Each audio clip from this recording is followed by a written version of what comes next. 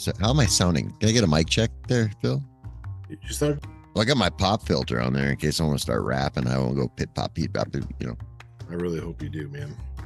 I hope you got a rap laid up for when you win the Nationals with your roller fly, and it's going to be glorious. I want to thank all my listeners on my Spotify podcast for supporting me in every single way. I'm going to tell you something, man. My wheels and my turn. Don't you be... Oh, you're recording this. There's our opener. That's great. That took it easy. So this is a pretty special episode we're doing here. We're going to talk to somebody with excellent taste in podcasts, at least. He's a listener from Australia. We're in over 40 different countries. We got listeners, and Australia is like one of the top three. The US, Australia, and the UK.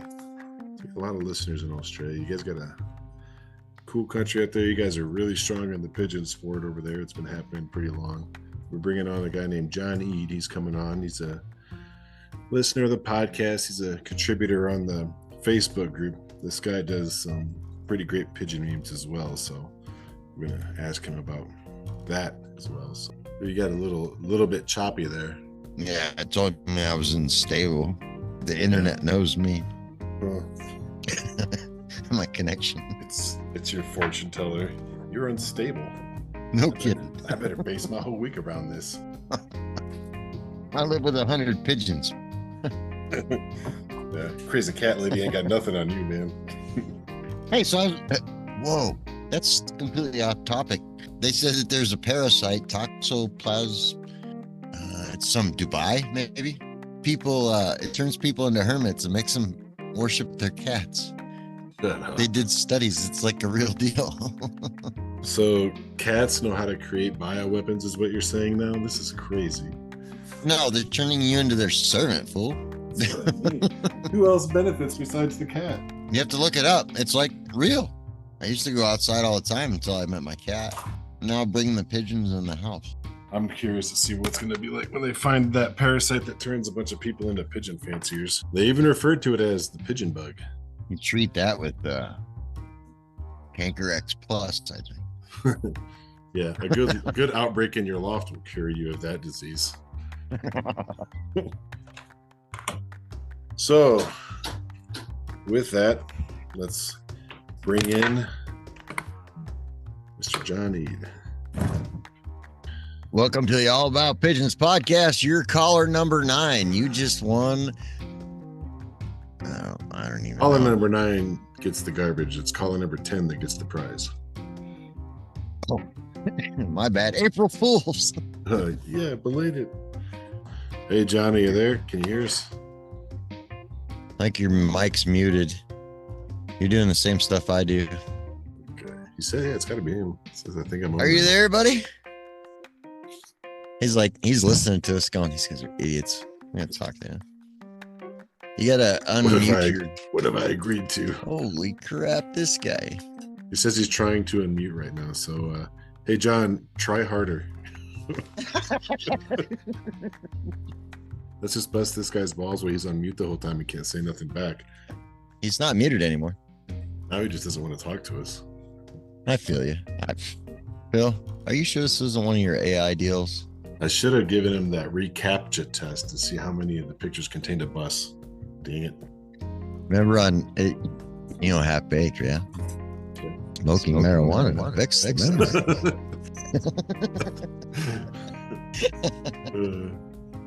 There you go. Just connecting to the audio. I see it. I can see it. This is exciting. The suspense is killing me. I know. This is like dots. Oh, he got the check mark. We got connected. Nice. Anything else? We're going to have a grand entrance here? I don't hear him. No, I think he's muting by choice. Oh my goodness. I think Holy crap. I heard him. Hey guys. Hey, how you doing, What's John? going on? Sorry about that. No worries. We were just having a good old time while you couldn't defend yourself. Oh mate, no, shots fired. That was a bit embarrassing. I'm really not a computer person, and I was peeking out. Then I'm like, don't know what the fuck I'm doing. Well, hey man, I'm glad we were able to make this work out. It's It's a heck of a time difference between the two of us. So, but 6 o'clock Friday here is noon Saturday for you. Yeah, wow. So yeah, the other day when you were like, "What about this time?" I asked Google what time it was. It was like midnight my time. I was like, "Yeah, that can't happen." So I'm happy you're able to get you on here, man. I definitely appreciate it. We wanted to talk with some of the listeners. How good's that? No, pleasure to be here, guys. I gotta say too, man, I really appreciate that you contribute a lot to the Facebook group and stuff like that. The memes, man, you got some hilarious memes on there. Yeah, I've got a bit of a wicked personality, so yeah, my brain doesn't stop. So sometimes I see things, I think, oh yeah, I can alter that a bit. Yeah. But it's hard to keep up with you sometimes. I've saved a few of yours. Well, I've sent you a couple just through Messenger because I'm like, and Chris will tell you, man, I'm always like, hey, Chris, I don't know about this, man. If I put this up there, I think a bunch of people are going to get all pissed off and start whining. Because sometimes people are just like, they start these comment threads about, well, actually, and da-da-da-da-da. I'm like, dude, it's a meme. It's literally a joke, like you're taking this in the wrong direction. And Chris will always be like, I don't care, man, everything's fine, and then I look on there and you post some stuff that's pretty edgy and I'm like, okay, I guess it's fine, I'll put it up there, whatever. Like you say, it is only a joke, and yeah, some people can take it the wrong way. I have had a few comments in the past, but yeah, it's all meant in good fun. We all enjoy the hobby, and it's just to make people have a bit of a laugh at the end of the day. That's it. Yeah, exactly, man. That's it. So speaking of a hobby, can you tell us a little bit about how you got started with pigeons and what you're doing now? Yeah, so really I've loved pigeons since a very young age, probably about 5 years of age. And I was living in Sydney, Australia, and there's this really old guy that lived next door to me, and he sort of took me under his wing a little bit, and taught me how to straighten nails out and all sorts of stuff like that. And then and he used to have a flock of wild pigeons that used to go to his house, and he'd feed them with his chickens, and it really caught my interest. And then sometimes you'd see ones with it was just a wild flock of probably 200 pigeons, and you'd see a few stragglers in there with rings on their legs. So I was like, oh wow, I might be able to catch them and sort of put them in the pen. And yeah, so that's where it all started. Then, being at a really young age, lots of people I found in the pigeon hobby, a lot of guys, more than helpful to help a young guy out, and I acquired a few pigeons as a teenager, kept them for pretty much most of my teenage, from the age of 5 up till about 25-ish years old.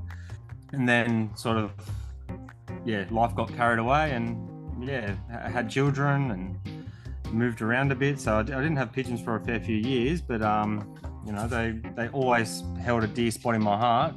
You'd be walking down the street and just see a street pecker and still admire it. Always had a fond spot for them. Yeah, like that's basically how it started. You got racing pigeons now, do you, or fancy, or what you doing? At the minute, I have Birmingham rollers, have some utility pigeons, Kings, Carnos, and Swiss Mondaine, and I have some fantails. Oh, and some Medinas. Is the roller pigeons a big thing out there?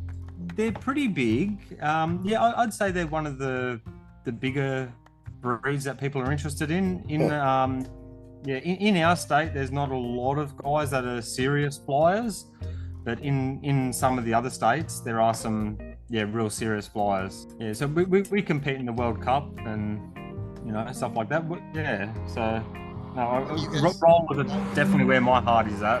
When do you guys qualify for a World Cup?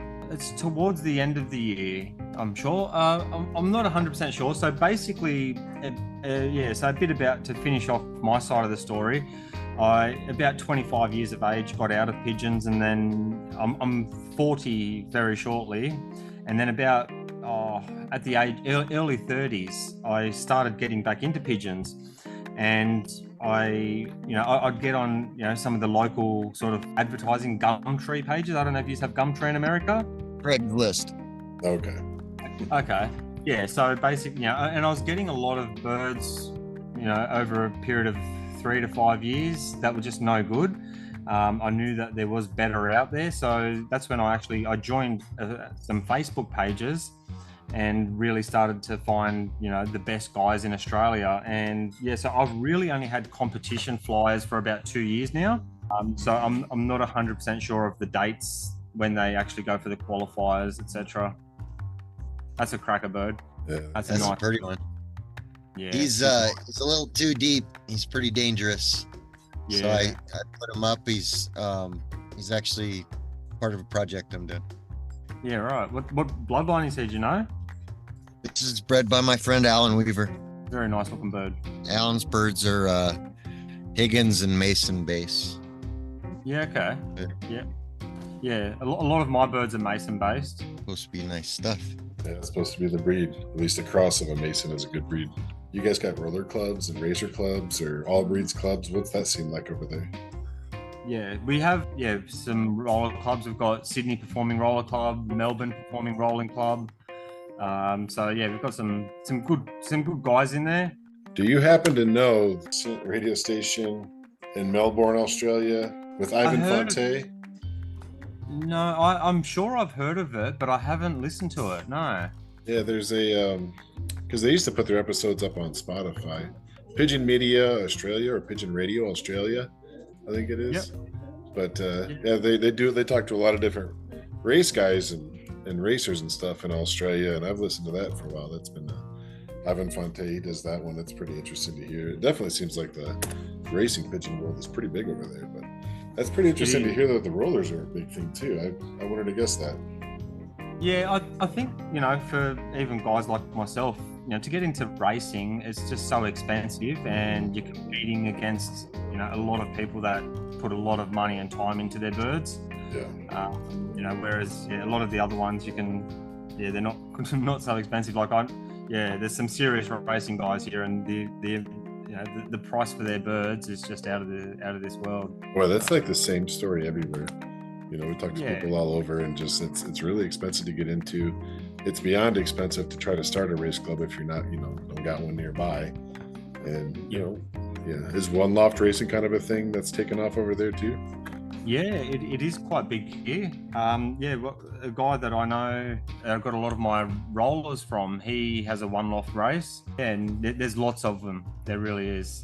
Yeah, I think they're really good. Is it true that crocodiles are just all over out there, and spiders like the size of dogs are crawling on everything? I was waiting for that one. It's pretty wild out here. We definitely have but they're all up north, the crocodiles. No offense, but they make your alligators look like babies. They're pretty wild, these crocodiles. I'm not offended. I don't have any use for alligators. And just the snakes are everywhere in Australia, and I think we've got 7 or 8 of the top 10 deadliest in the world. Wow, congratulations, man. Yeah. Oh, yeah. I'm quite the animal enthusiast. Even as a kid, we'd go up bush just to try and catch them for adrenaline rush. But we've probably got a different view on. To us, they're not that bad, but to people that aren't used to them, probably freak out a bit.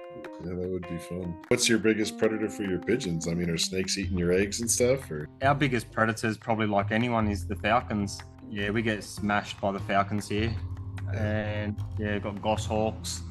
But you do have a few guys that get the pythons getting into their lofts, and freaking python. This is like Florida. I've had a bull snake go into my loft before and eat a bunch of my eggs, and it just disappeared out some of my young birds. And for a while, I couldn't figure out what it was. I was looking for scratch holes and stuff like that, like a fox or something got in there. And then I found one of my pigeons that was all wet and it was dead. And I was kind of like, this is just weird, And so I sat in there for a while, and sure enough, that bull snake came back the other day, and I was like, I'm guessing he tried eating that one, and it was a little bit too, bit off more than he could chew sort of a situation. But the bull snakes and rattlers are what we have out here. But that's about it. Yeah. No, fingers crossed I haven't had any snake encounters yet, but no, that would be pretty devastating. Snakes are no good in the loft. No. Yeah, and they're hard to keep out. Yeah, exactly. Yeah. No, it's a constant battle. Even, mice and rats, I'm sure you have, they always constantly trying to rat-proof your cages, and they find a way. So do you show your fancy pigeons, like those fantails? I don't show them. The guys that I got them off, they're all from amongst the best stock in Australia. I'll post a few photos of some of my birds later on the podcast page. I've got some real cracker birds. Yeah, I currently don't show them. Because a lot of the good quality birds that I've got, I've acquired in the last sort of 3 years. And I don't believe in personally showing a bird that you purchased. I think, to show it, you have to breed it. Right. Taking someone else's glory. So yeah, I'm keen to, but I'm still learning so much. There's so much to learn. Each individual breed, you're competing against people that have a lot of knowledge. So I sort of, I'm still learning on what the standards are. Obviously don't want to put in a dud. That's cool. So you got Modinas, fantails. Yeah, we're the state club that we belong to. Modinas are a really big breed. You just see a lot of Modinas at the show. Modinas, racers, rollers. Those things are probably the top 3 breeds at our shows. Yeah, okay. You fly rollers, don't you? My son flew rollers for a while. I do racing homers right now, and then I got parlor rollers also. Yeah, nice. I think we used to have parlor rollers here in Australia, but they disappeared about 15 years ago, I think. The national club here in the States is no longer. There's a big demand for them. So, when you get the strength of having a club that just does better for the breed overall. But I don't even know. I mean, I know that there's people that import and export birds to different countries. I know it's not cheap. Yeah. How hard is it for me to get birds from Australia? I'm not too sure about that. I think it's pretty hard. I think we may have we're not allowed to, as far as I'm aware. I could be wrong. Last I knew, they were the guys that were doing the quail were trying to get special colors, and they had to pocket the eggs. Yeah. It'd be nice. I think you would have heard of Richard Luna. He's a roller guy. He passed away a few years back. He had a lot of good rollers. There was a time where they allowed imports, and we've got a lot of the Luna bloodlines here in Australia. They're real heavy, deep roller bird. But as far as I'm aware, that was near 20 years ago, and since then it's been a lot harder to get anything in. That sucks. Yeah. That's not very American. Oh yes, it's probably Australia. It's probably not your fault. Well, they got to do like quarantines and stuff, even from Canada. Yeah, Canada's even kind of funny about some of that stuff. Yeah, Australia's very funny with all that stuff. You can understand why, but it doesn't make it easy for the enthusiast. Oh, I totally get it, but you would think that they would have some kind of program to. Yeah, I agree. Absolutely. Yeah. For all we know, like the best birds in the world are probably in North Korea, but we'll just never know about it. Well, like thing is, like when I went down south of the border, when we crossed the border and we went about 400 miles into Mexico, when we came back to the border town, there were children selling small parrots and parakeets and stuff in wire baskets, cages, these globes tied together. You're not supposed to take them across the border, but they're selling them right there. Beautiful birds you've never seen before. I never knew about that stuff. Interesting, all these different cultures. Oh, for sure. But they've got stuff that I'm sure that we're not getting here. No. And they're just walking down the street with them selling. Hey, John, how did you find our podcast? I think someone shared one of your memes onto another, maybe the National Birmingham. Oh, gosh. Now he's going to tell me for 30 minutes how his meme added a customer. It works. Yeah. I'm a sucker for a good meme, and you've had a few good ones. So. You hear that, Maker? You hear that? Yeah. You think I got to double the meme game now, man. No, you're definitely my best competition, I'd say. I've got, I think I was one of the first guys to join your page. You were, and you've always posted good stuff, and You know, yeah, it's been funny. I mean, so what do you think of the podcast? What do you like about it? What don't you like about it? Because I can just edit anything you say that I don't agree with anyway. And anything you say that you regret, just send us $5. We'll take it right out. We'll let it stay. No, you guys have got a good character. I do. I love what you do for the pigeon world. I think it's it's amazing. Obviously a lot of work that you've put into it, and that's all Phil. Fair enough. I enjoy pretty much anything pigeon. So just the fact that you're getting out there, spreading the word. I personally love to help people get into the sport. I basically, I'll never charge anyone to give them a pigeon. I'm more than happy to give them good birds and set them up and give them any advice I can. I see you're basically doing the same thing. I love what you do. I think it's awesome. That's what we were, or that's what I was up until what have I been doing this for a year and a half? My first pigeon was given to me by a chicken man, and it was because my wife said that she liked this particular pigeon, and that man handed her a pigeon, and now it's my pigeon. What was that? Only a year and a half ago? I believe so. I don't know. We've always been animal keepers. We like birds a lot, and we've always had several different kinds, but I never thought of pigeons. It never crossed my mind. I saw some that were pretty cool, and I was kind of hassling her about it. And she says, if you got me one of those, we could have a pigeon. So I kind of just casually looked for them, and eventually I found someone that had them. The rest is history, really. I just geeked out on birds, pigeons, and stuff. And do you have many now? Oh, I got a couple. Got some different breeds.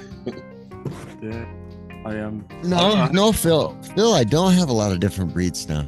Remember, I've streamlined this. Yeah, that's right. Quite a bit.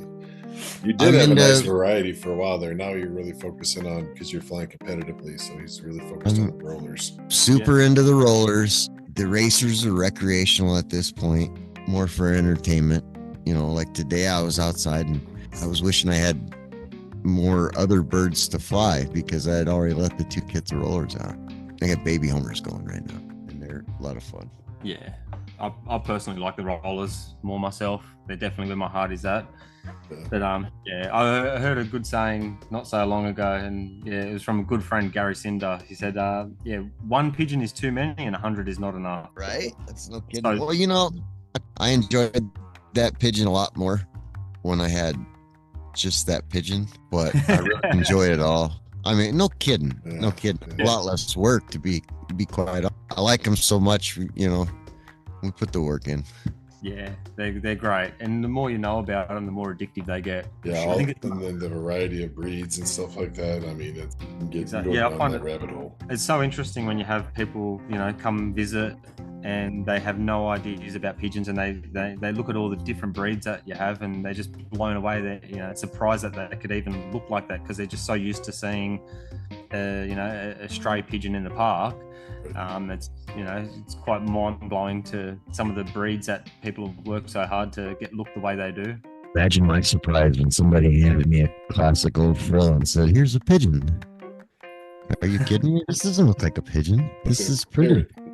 It something, very different from what you'd see running around town. Absolutely. Yeah.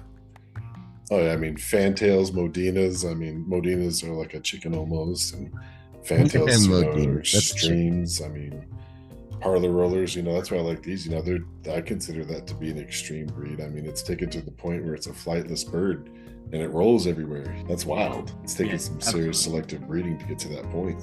Absolutely. Yeah, nature wouldn't do that to a bird. Right. Oh, man. Yeah. The Ken Burns documentary on finding one of those in the jungle would be hilarious. You must have done it once. Yeah, I mean, I've heard stories, too, even about the Birmingham rollers, that somebody spotted them off a cliffside doing a roll, and then that's how it got started. And you know, from tumblers to rollers to these like extreme spinners that are out now. I mean, you know, it's only going to keep progressing in one direction, you know, just more and more of that desired trait. Absolutely. Do you ever have any other hobbies or talents you'd like the whole 5 people that listen to us to know about? Not really. I don't have time for anything else with, you know, full-time work, you know, running a business and a family. You know, by the time you sort of get home from work, spend time with the family, tend to the birds. I've got about 70 odd pigeons at the minute, you know, so, you know, they, as you know, they take a little bit of work. And yeah, I love pretty much all animals. You know, I've kept snakes, I've kept spiders, I've kept chickens, ducks, goats, pigs. Yeah, so pretty much everything. I enjoy gardening, but ultimately, if I have to choose one, it's going to be pigeons. That's awesome. Thanks for coming on, man. And you know, we were saying earlier, you know, Australia is like, I don't know if it's a second or third, but it's in the top 3 of our demographic of listeners. So we'll try to speak more in kilometers and all that other stuff for you guys, and keep the imperial system out of the picture as much as we can. He's lying. We don't try at all. Don't let him BS. I can't do that math. I'm just being nice, man. Yeah, absolutely. Well, man, thanks for coming on. Thanks for contributing and supporting the podcast, man. Keep those memes coming. They are great. I appreciate your time, boy.